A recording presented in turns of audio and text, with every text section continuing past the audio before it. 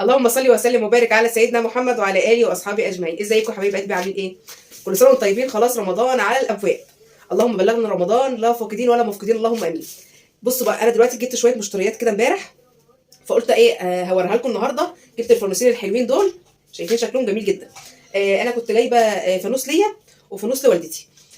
زي ما انتم شايفين ما شاء الله، في واحد كبير قوي وفي واحد اصغر منه شويه. انا جايبه ده ب 120، الصغير ده. ندمت ان انا ما جبتش الاتنين زي ده. وده جبته من محل تاني قال لي 150 جنيه. تمام، فده 150 وده 120. وده خامته اعلى كمان، يعني اتقل. ده هاخده ليا، لان انا البلكونه بتاعتي قريبه من الشارع عادي. امال والدتي البلكونه بتاعتها عاليه شويه، فهديلها الكبير ده عشان يبقى ظاهر كده في البلكونه عندها. ده اول حاجه جبتها. جبت ايه تاني؟ جبت المفرش بتاع العجن ده، ساعات بحتاجه كتير وانا بشتغل في المطبخ عندي. فجبت المفرش بتاع العجن ده ب 40 جنيه. كان في كيسه، بس بنتي طبعا لما شافت اللون، بنتي ايلين لما شافت لونه وبامبا وكده قامت فاتحه الكيسه اكيد يعني. وجبت القمع ده، ايدي اقماع مع بعضها كده، كام قمع، 3 اقماع مع بعضها شكل ورده كده. قلت لكم المفرش الايه العجان ده بتاع العجن ب 40 جنيه. والاقماع دهيت باين كانت ب 20 حاجه كده. انا جايباها علشان جايبه زياته للاير فراير عندي، ف اوريها لكم.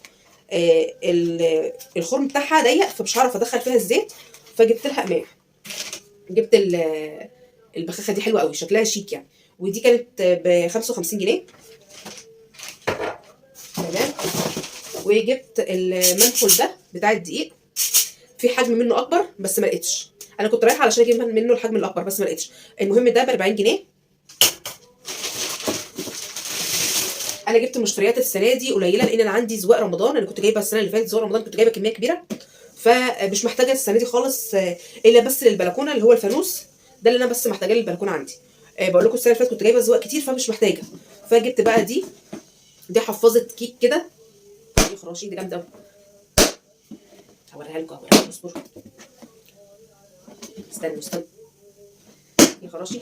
المهم ده حفاظه كيك بغطا محكم طبعا، الغلق زي ما انتم شايفين كده، انا مش عارفه افتحها. محكم الغلق جدا. محتاجه انا ببقى عامله مثلا كيك، اي حاجه بتبقى عايزه احتفظ بها عشان لا قدر الله ما فيش حاجه تقف على الاكل يعني عندي. فدي محكمه، ودي كانت ب 60. وجبت مفارش للثلاجه. المفارش دي حلوه قوي، كانها طنطل كده. استنوا اوريكم شكلها اهي. شايفين منظرها تحفه، شكلها شيك قوي قوي قوي يعني. فالمفارش ديت 4 على ما اظن، 4 مفارش ب 15 جنيه. ده دلوقتي بقى ايه، ده انا قلت لكم خلاص المشتريات بتاعتي. بس كده. ده المشتريات بتاعتي بتاعت النهارده. دلوقتي بقى انا لسه مش عارفه هطبخ ايه. انا بفكر لسه مش عارفه. اروح اجيب فسيخ انا ومحمد والبنات عندي، نروح نجيب فسيخ من لمبرون. مش عارفه هروح ولا مش هروح، ولا اطلع اي اكل من عندي من الفريزر واعمله، لسه مش عارفه. بس عموما لو هروح اللابارون هاخدكم معايا وهصوره، لو طلعت الاكل من الفريزر برضك هصوره معاكم. لسه هشوف الوضع ايه. انا دلوقتي لسه صاحي من النوم، فهفطر وهصور معاكم الفطار. بعدها بقى هنشوف لا ناكل فسيخ لا اطلع حاجه من الفريزر، لسه مش عارفه. فلو وصلتي بقى لحد كده، يلا ما تنسيش في اللايك والشير والسبسكرايب.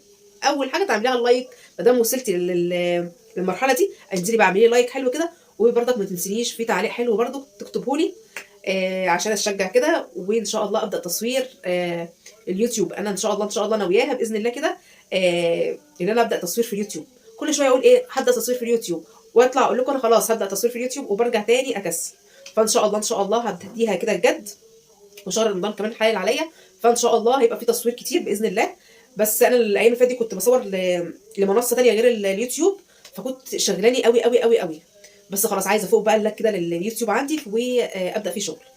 فان شاء الله هصور لكم كتير، بس عايزاكم تشجعوني بقى باللايك والاشتراك وتفعيل الجرس وايه كمان وتعليق. بس كده. يلا بينا علشان بقى نكمل الفيديو ونشوف هنعمل ايه في يومنا. يلا بينا. يلا بقى هقوم دلوقتي اعمل الفطار بتاعي. بصوا بقى، انا كان كل اللي عندي دلوقتي في البيت نايمين وانا بس اللي صاحيه. فالمهم قلت اما اعمل لنفسي فطار خفيف كده، هعمل نفسي سندوتش. وانا بحب اكل قوي قوي قوي يعني الجبنه الدبل، اللي هي الجبنه البراميلي يعني، مع البرتقان المبصره. بعشقه بجد، اللي انا اكل الجبنه البراميلي مع البرتقال دي يعني بصراحه تحفه بالنسبه لي.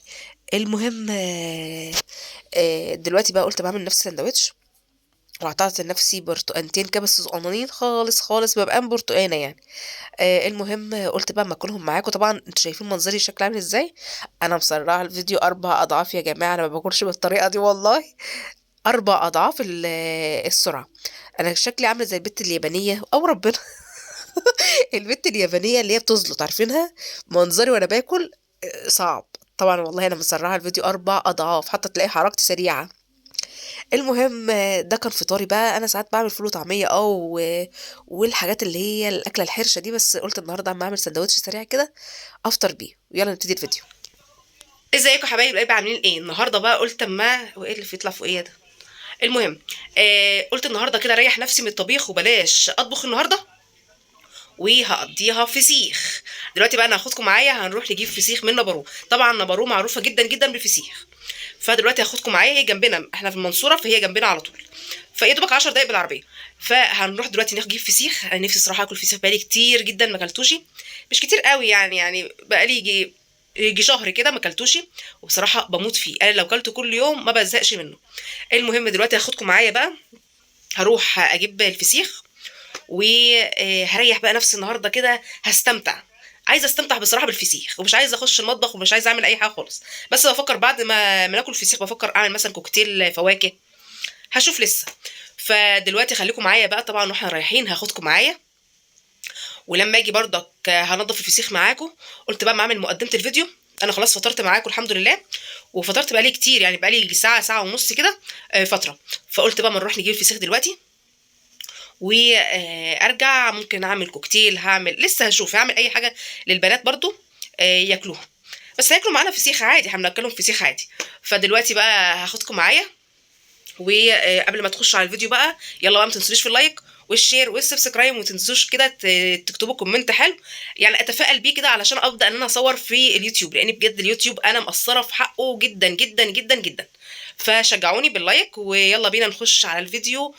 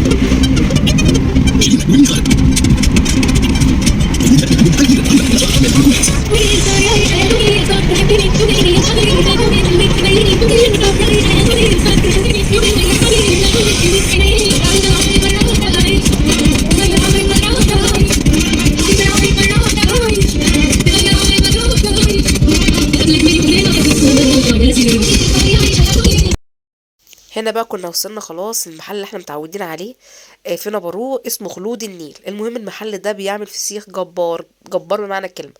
المهم بيعمل طبعا فسيخ مخلي وبطارخ ورنجة مخلية، بس انا بصراحة بحب الفسيخة تبقى قدام عينيا كده. انا بقى اللي انضفها بطريقتي. المهم وبصراحة بحبها تبقى كاملة، ما بحبهاش تبقى مخلية. زي ما انتوا شايفين بقى، كنت انا روحت قلت بقى اما انضف الفسيخ.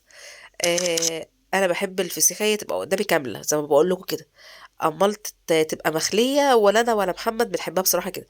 المهم بقى كنت نسيت اجيب بصل اخضر، فقطعت بصل ناشف وعصرت بقى عليه ليمون. يا سلام يا سلام، بجد كان فسيخ عبارة عن زبدة. بصوا الفسيختين دول كانوا في حدود كيلو وربع يعني، الفسيخة بس ما شاء الله كانت سمينة جدا. دلوقتي بقى بعد ما اتغدينا الفسيخ، قلت بقى بعمل سلطة فواكه، فراولة على موز على تفاح. وكنا بعدها رحنا النادي، قلت بصور لكم كده ايه البنات عندي وهما بيلعبوا في المراجيح عندهم.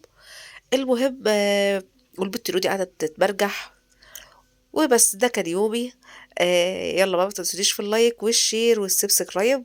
اتمنى يكون الفيديو عجبكم. ده فيديو خفيف كده لطيف، مفيش فيه يعني اي استفادة، بس اتمنى انه يكون عجبكم. اتمنى برضه تنزلوا وتعملوا لايك والاشتراك وتفعيل الجرس. باي باي.